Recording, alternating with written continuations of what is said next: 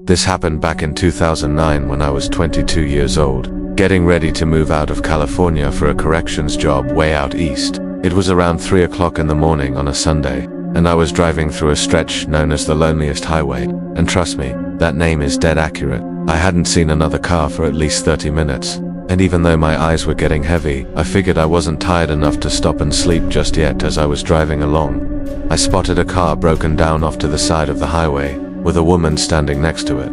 I slowed down and cracked my window just a little bit to ask if she needed help. Right away, something about the situation made me uneasy. I couldn't pinpoint it at the time, but looking back, my gut was practically screaming at me that something was wrong. I asked her if she wanted me to call a tow truck or AAA, but instead of answering, she immediately tried to yank open my door. I quickly told her that I wasn't comfortable letting anyone into my car, but I'd stick around with my hazard lights on until help arrived. That's when she got nasty. Her whole demeanor changed and she started yelling at me, saying stuff like, "What are you afraid of? I'm just a little woman. You're a big guy," and accusing me of being heartless for not letting her in. And that's when I made the mistake. 10 years later, I can still see how stupid it was eventually. After enough guilt tripping, I gave in and unlocked the door. I figured she was tiny, maybe 5'2" and barely pushing 90 pounds, and I was over 6 feet and had at least 100 pounds on her. She hopped in and I pulled out my old BlackBerry, asking her who I should call for help. Instead of giving me a number or anything useful, she kept avoiding eye contact and digging around in her oversized purse. Then she started insisting, almost demanding that I just give her a ride to the next town instead of calling anyone. Right about then, I realized I had seriously messed up. While I was dealing with her, I completely missed the fact that there was someone else, a man hiding either inside or right by her car. I didn't notice him until he was nearly at my driver's side door, and I only caught him because I glanced up into my rearview mirror at the last second. That's when survival mode kicked in. I threw my car into drive and slammed on the gas just as the guy reached for my door handle. As I speed off, I heard a loud metallic ping and then saw my rearview mirror explode. The guy had actually shot at me. My heart was pounding so hard I thought it would explode. I must have been doing close to 90 miles an hour as I tore down that empty highway, while the woman next to me totally lost it, punching me and yelling for me to stop and let her out. After putting a good amount of distance between us and them, I pulled over and demanded she get out. She didn't move at first and started reaching back into her giant purse, and by then, I was done playing nice. I leaned over, opened her door myself, and shoved her out onto the side of the road. She tried to hold onto her purse, but in the struggle, a bunch of her stuff spilled out onto my passenger seat. Nasty crumpled napkins, lipstick, and drug paraphernalia. I didn't care. I just hit the gas and got the hell out of there, my door still swinging open until I finally slowed down enough to slam it shut. I drove on autopilot for a while, white-knuckling the steering wheel, until I finally pulled into a Denny's around sunrise. That's when the reality of what had just happened really hit me. I had almost been killed out there in the middle of nowhere. After calming down a little, I noticed all the garbage she'd left in my car, including some stuff that definitely could have gotten me arrested. I knew I had dreams of getting into law enforcement, and didn't want to risk anyone finding that in my possession. So I bagged it all up and threw it away. I spotted a cop at a gas station nearby and told him the whole story. He basically tore into me for stopping and letting someone into my car, but said he'd file a report. I doubt anything came of it. I barely touched my pancakes at Denny's, still too shaken up to eat, and eventually just got back on the road. I never did bother fixing that busted mirror. Ended up selling the car later since where I moved to didn't require it. Even now, all these years later, whenever I see a stranded motorist, I hesitate. I can't help but think about that night. A few years back I was living down in Starkville, Mears, just going about my usual routine during the week. I had a business meeting lined up early Friday morning in Baton Rouge, so the plan was to drive out there overnight. I had just treated myself to a brand new heavy-duty 2013 Ford truck, and let me tell you, this thing was fully loaded. Tool compartments everywhere, looked exactly like a hard-working man's ride. The meeting wasn't anything massive, just important enough because it involved closing a distribution deal with a client. So naturally, the night before, I decided to go out and celebrate a little. The plan was simple: have a good night out, catch a couple hours of sleep, freshen up, and then make the 4-hour drive south.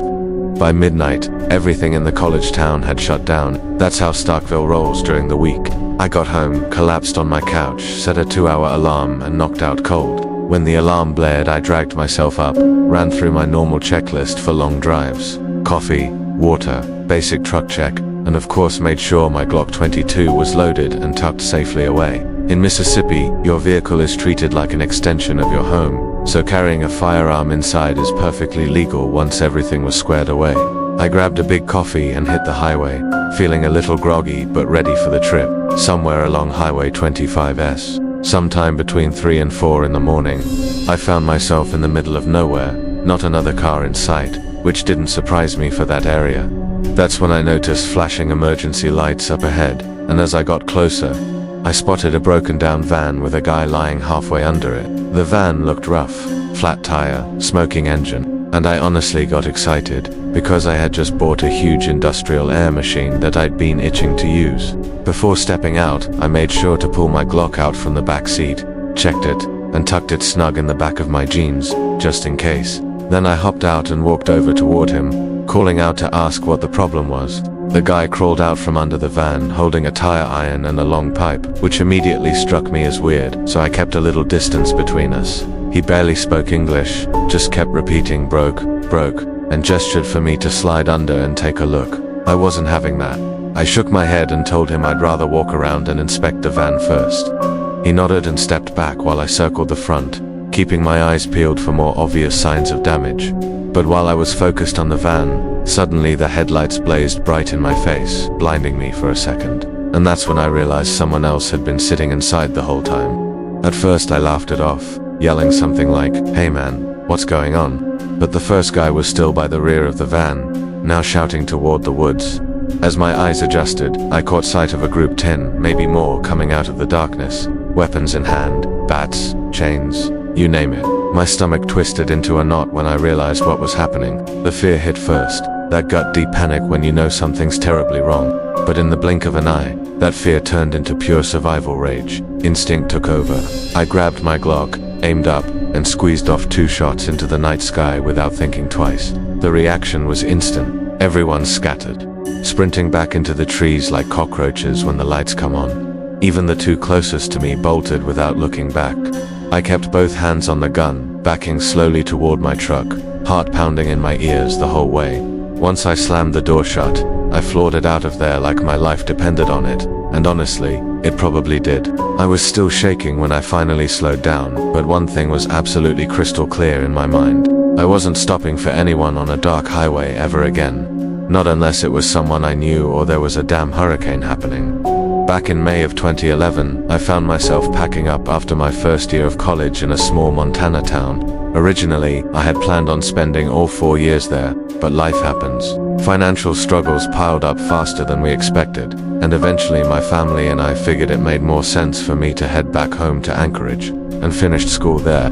So when the school year ended, my mum flew down to help me make the long drive home through Canada and back into Alaska. Since I'd set myself up for a long-term stay in Montana, my little car was absolutely loaded down with all kinds of stuff, making it heavy and slower than usual, and I wasn't exactly eager to go speeding through back roads I didn't know too well. The first couple of days on the road were actually pretty fun. We took our time, stopped at a few bigger towns in Canada to shop and stretch our legs, and mostly kept our driving to daylight hours. But because my mom had eye surgery not long before and her night vision wasn't great, I ended up doing most of the early morning and late evening driving. By the 3rd night we were getting close to Dawson in the Yukon, but we had fallen a little behind schedule, and dusk was creeping in faster than I would have liked somewhere not too far past Stewart Crossing.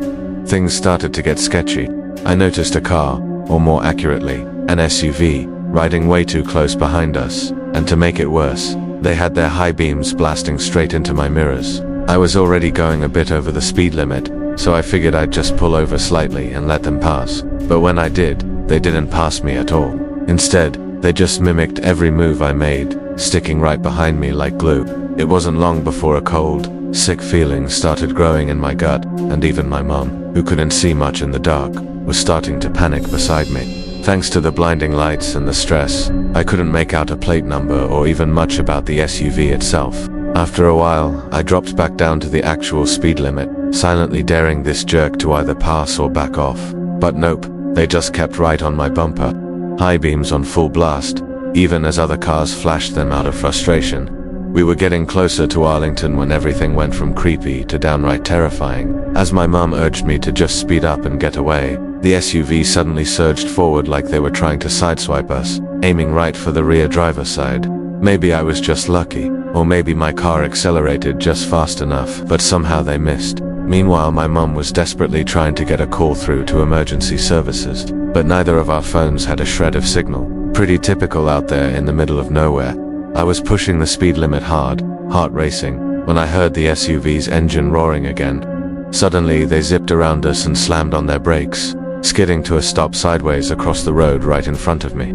I had no choice but to slam on my own brakes, jerking the car toward the ditch to avoid smashing into them. I barely noticed my mum screaming next to me. I was locked in on pure survival mode through the windshield. I could see a few people moving around inside the SUV, but I wasn't trying to get a head count or figure anything out. I threw my car into reverse, gunned it backward, then slammed it into drive and tore around them, missing their rear bumper by what felt like inches somehow.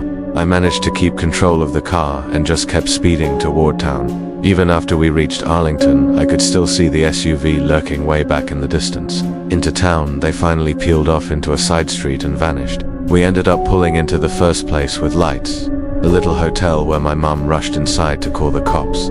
I stayed in the car, shaking so hard I could barely keep my foot on the brake, constantly checking my mirrors in case they came back. In the end, there wasn't much the local police could do about it.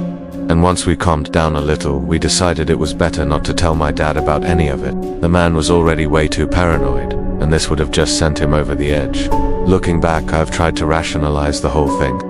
Maybe it was some dumb prank, maybe it was kids trying to scare people, or maybe it was something way more dangerous. Either way, if things had gone just a little differently that night, I might not have made it back to tell the story at all. A few years back, when I was still bartending my way through college, something happened during one of those super late drives home that I'll never forget. It was around 3 o'clock in the morning, and I was cruising down this stretch of divided highway, when I spotted headlights coming straight at me. But for a second, I honestly thought maybe I was just tired and seeing things. Nope, a white Ford sedan came flying past me, going the wrong way, easily pushing 90 miles per hour. Funny enough, I was driving a white Ford sedan too, which would actually matter later. Now, dealing with drunk drivers and weirdos in the middle of the night wasn't new to me. So I did what felt normal, pulled way over, let the car pass, and after a second thought, called 911 because honestly, that person could have seriously hurt someone. I gave the dispatcher my location and figured they'd send a state trooper to deal with it, especially since the state police station wasn't too far down the road. Feeling like I'd done my good deed for the night, I got back on the highway and headed home. A few miles later, I noticed some headlights catching up to me, but I didn't think too much of it at first because, well, it's 3 a.m. in rural Pennsylvania. It's usually just truckers or cops at that hour. As the lights got closer, I stayed in the right lane expecting to get past, but instead, the car locked onto my tail and flipped on their high beams, blinding me. For a moment I thought maybe it was a cop pulling me over, especially since I had just reported a white Ford sedan, and again I was in a white Ford sedan myself. I grabbed my registration from the glove box just to have it ready, but right after that the car slammed on its brakes and basically shut off in the middle of the highway. I caught a glimpse, and it looked like the same Ford sedan from before, roof rack and all. I wasn't sure if it was a cop or not, but I started feeling real uneasy. So I called 911 again and told them what was going on. The dispatcher assured me they had a trooper looking for the wrong way driver.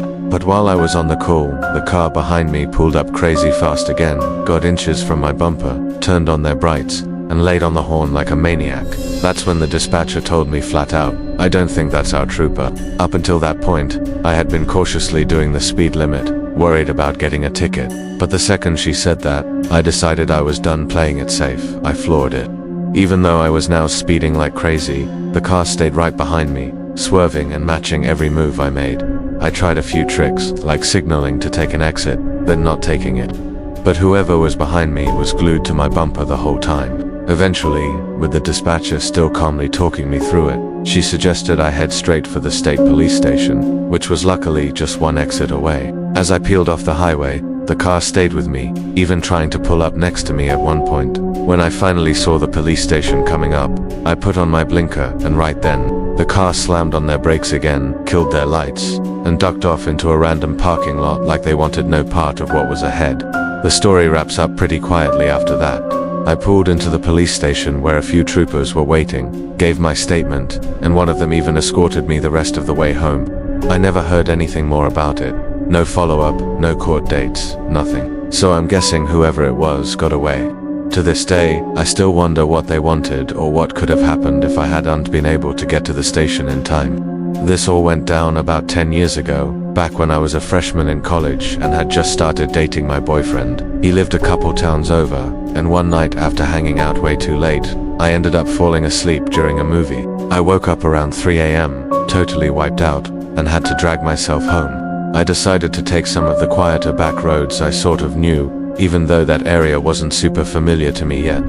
To get onto the main highway, I had to cut through this dark park area, the kind of place that would definitely creep you out if you thought about it too long. No streetlights, no houses in sight, just a lot of trees and the occasional flicker of your own headlights.